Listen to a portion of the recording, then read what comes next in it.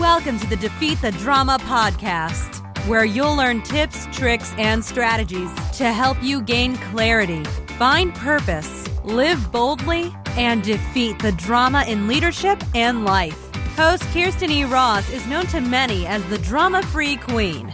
She is the undisputed expert of transformation. She'll move you from resigned, resentful, and overwhelmed to focused, engaged, and empowered. Welcome to the Defeat the Drama podcast. I'm Kirsten Ross, your host, and I'm thrilled that you're here. Drama steals focus and zaps energy, so let's defeat the drama now. This is episode number 11, and today we're going to be talking about trusted advisor status. Before I dive into the topic, though, I just wanted to remind you that, in case you're listening to this episode while you're driving, that show notes are always available after each episode, and they're available at the website, defeatthedrama.com, and then click on the podcast site. The other thing is that if you submit your personal drama challenges, you can. I will be addressing some of those and providing customized solutions on future episodes.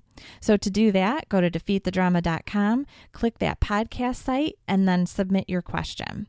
You can either record your question or send a message. So I just wanted to make sure that you're aware of that option because I can't wait to help you defeat your work drama.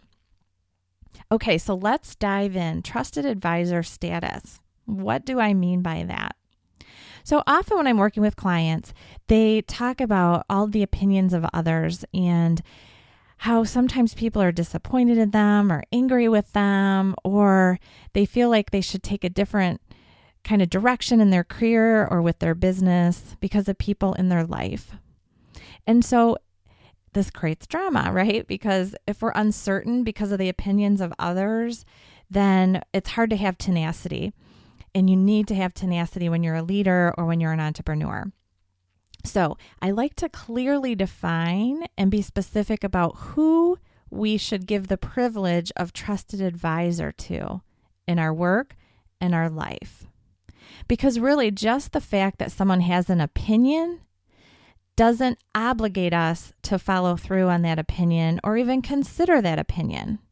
Now, I'm not saying that we blow through work and our business like a bull in a china shop, not thinking about any other perspectives. It's not about that, but it's being very intentional about who we give that very important status to. So that's why I've dubbed it trusted advisor status.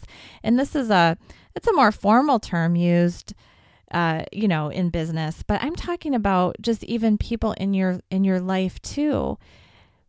Someone having an opinion or advice doesn't require us or obligate us to take it. So what are the key ingredients for someone who should get trusted advisor status? And you might have different trusted advisors for different times in your life or for different subject matters. So for instance, if something's going on with your health, you might have a certain amount of trusted advisors for that, or with your marriage. In your business, it might be, a different group of people. But you want to be careful about who you're listening to and who's kind of driving your decisions.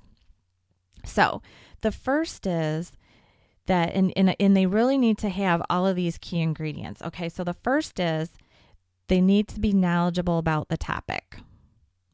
So do they even know what they're talking about? If you're having difficulty with your lawn, you wouldn't just have a random person on the street tell you what to do with your lawn. Why in our businesses are we listening to people who aren't in business or don't know about what we're doing? So make sure that they really have knowledge and experience in the topic, and they're not just kind of pulling information out of thin air and providing it as advice and counsel to us. So they must be knowledgeable. Second, they must have a unique perspective. So, the best case scenario is to have someone who's been where you're trying to get. So their unique perspective is, they've done things that you haven't done yet, but would like to. So they're able to add value, new information, new insights, because of their unique perspective. Maybe they've done something you're doing, but with a twist. So a unique perspective. The third is they understand you and your perspective. So they understand where you're coming from. They understand a bit about your passions, your vision. They don't have just this tiny little window into what you're up to. They have the breadth. You have a real connection. You've had deep conversations with them. So they have a really good working knowledge of your perspective, your desires, your passions, your vision. If they don't have that, again, too much of their perspective or their advice is going to be based on their own. They need to bake in your vision. So, this makes me think about my dad. So, I've been a business owner for years now. Over 10 years now. And he's still, in his mind, the optimal is to be an employee. And so from his perspective, he doesn't have a full understanding of my desires. So I'll be working with a client and he'll say, "Oh, maybe they'll hire you." And I always have to stop and laugh. And I say, "Yeah, I don't want that." So there, that's his desire, his viewpoint of life. And it's not mine. And so there's not a clear understanding of kind of the objective or what I'm working towards. So you need that person to understand what you're working towards, your goal, your objective. They need to want the best for you. So that person who's jealous of you, who has maybe some ulterior motives, maybe you have someone, a close friend who doesn't want you to move away and they see that your business might take you elsewhere. Their opinions and consultations might include information that would keep you stuck or where you are and might not include the vision that you want for your career, your business, your life. So, or maybe they deep down don't really want you to succeed. They don't want you to surpass them.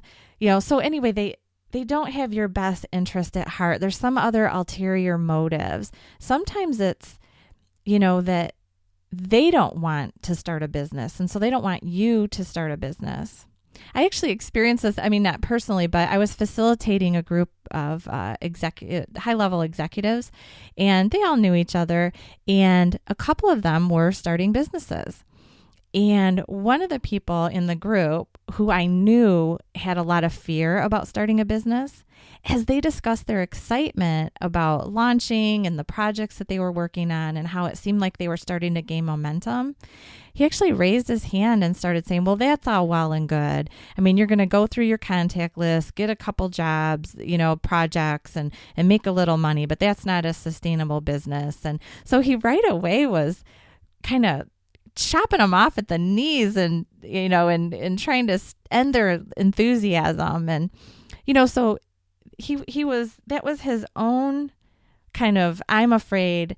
And it was kind of, I don't want you to start a business because then I might feel like I should start a business. And he didn't want to start a business. So he didn't want to hear about other people starting a business. So he didn't really want what was best for them. He wasn't really his comments were more about himself. So you really want someone who really is in your corner and with every bone in their body wants you to succeed and wants you to meet your big mission, whatever it is that you're up to. So the fifth one is kind of related. They need to be able to put their own fears and agendas aside and be objective.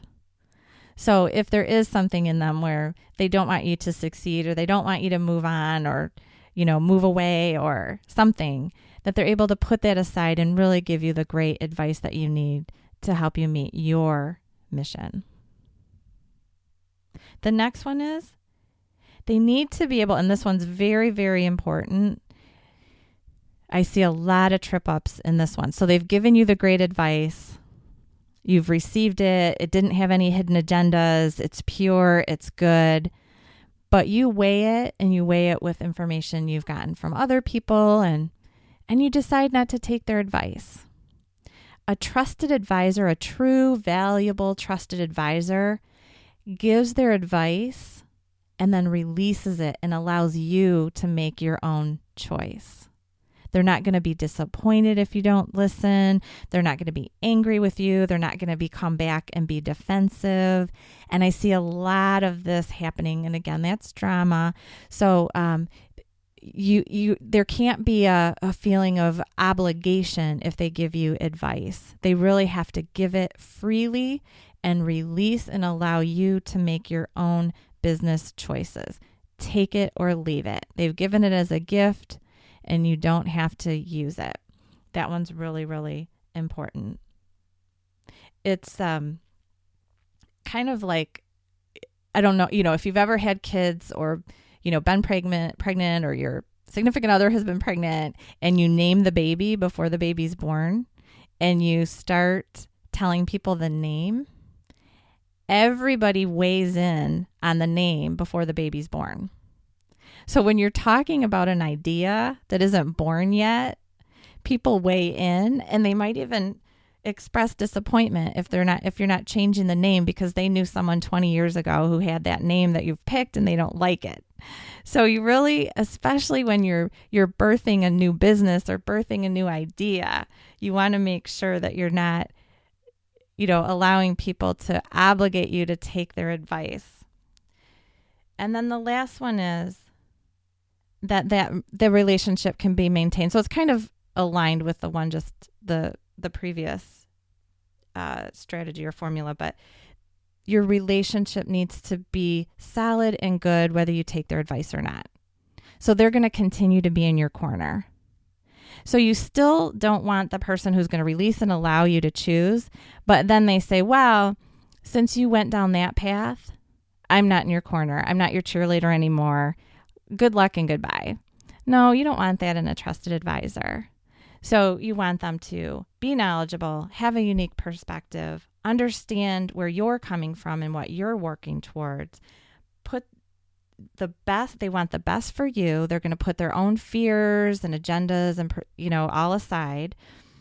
They're going to provide their advice and opinion and then release and allow you to make the choice.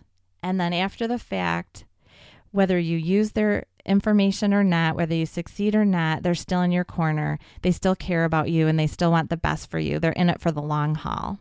So those are the 7 characteristics that you want in a trusted advisor. Pick wisely. So, in a previous episode, I talked about people-pleasing leaders, and people-pleasing leaders have difficulty saying no and having healthy boundaries. And you do sometimes need boundaries around advice giving.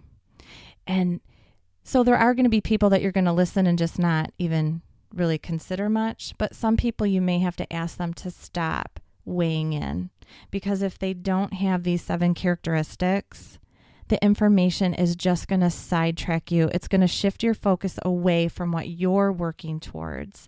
And you don't need that. When you're a business owner, a leader, an entrepreneur, you need the full focus, full tenacity, full creativity moving you towards the vision that you're creating for your business. So the 7 characteristics will be on the show notes. Like I said, go to defeatthedrama.com, click on the podcast button, and it'll take you to where you can find the show notes. Don't forget to submit your questions. I want to help you defeat your drama by providing customized solutions on a future episode. So please send those to me so that I can help you with your situation. Also, my website as a whole, my business is called Focus Forward Coaching. And so my website's focusforwardcoaching.com. And if you want to even work with me individually, I've got some boot camps. Check out my products. I've got a book. I have a lot of ways that you can tap into the information that I share. So until next time, don't let anyone steal your focus or zap your joy. Let's defeat the drama now.